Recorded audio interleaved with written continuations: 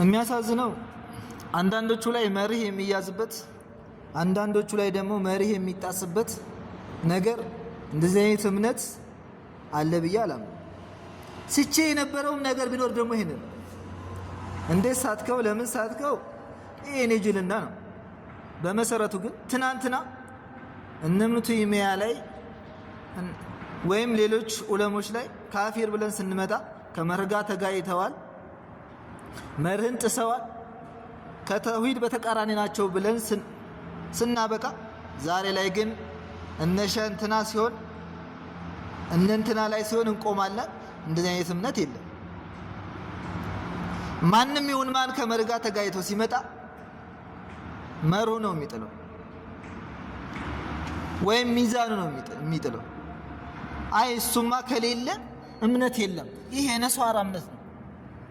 ዑለማ ከሌለ አንተ የለም። እምነትህን ከማን ተረዳው? ይህ ነሷራዎች ንስሐ የንስሐ አባት የሚሉት አይነት ጉዞ የሚመስል ነገር ማለት ነው። እኔ የሚገባኝ ተከታይ ቢኖርህ የምትከተለው ሰው ቢኖርህ መልካም፣ ግን ከመርህ ጋር ተጋይጦ የመጣን ሰው ተከትለህ የት ልገባ? እሱ የገባበት ልግባ አይነት አመለካከት ይሄ ነሷራ እምነት ነው። አረ ጎበዝ፣ አረ የት ከየት ነው ማለት ሰው እየተሻሻለ ይሄዳል እንጂ ጭራሽ ትናንት ጥረን የነበረውን የውር ጉዞ የዑለማ ግንዛቤ ስንት ዑለማ እኮ ጥለናል አይደል? ዛሬም ግን ትናንትናው አልበቃ ብሎ ኢብኑ ተይሚያን የተለያየ ኩፍር አለበት እየተባለ ስንሰማ አረሱማ ተቀጥፎብን ነው የሚል ማስተባበያ የማስተኛ ቃላት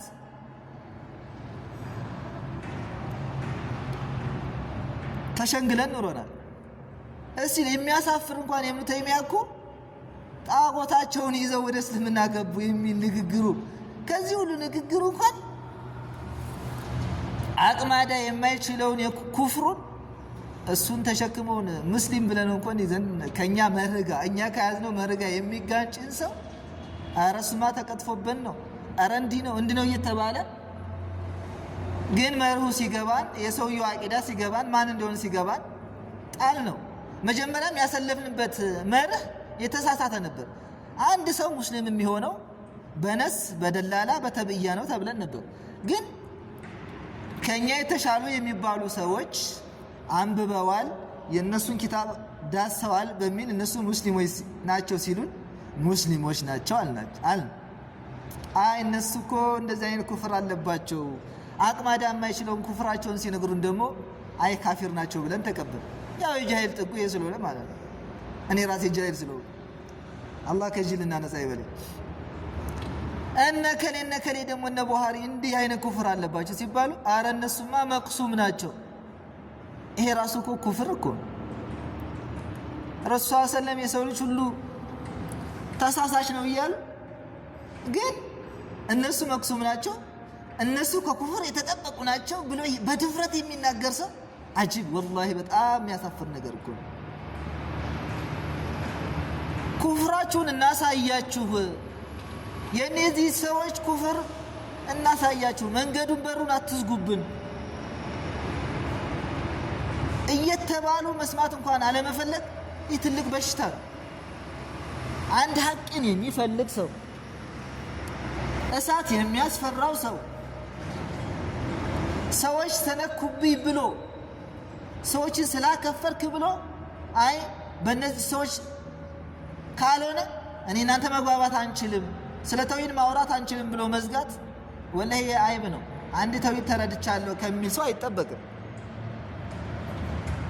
እንደውም ሊሆን የሚገባው ስለ ሰዎች ኩፍር እናውራ፣ ሌላው ነገር እሺ መርህ ተጥሷል እንኳን ካሉ እኒህ ሰዎች ኩፍር አለባቸው ሲባሉ እሺ የነዚህ ሰዎች ኩፍር እንተማመን፣ ይሄ ያስኬዳል።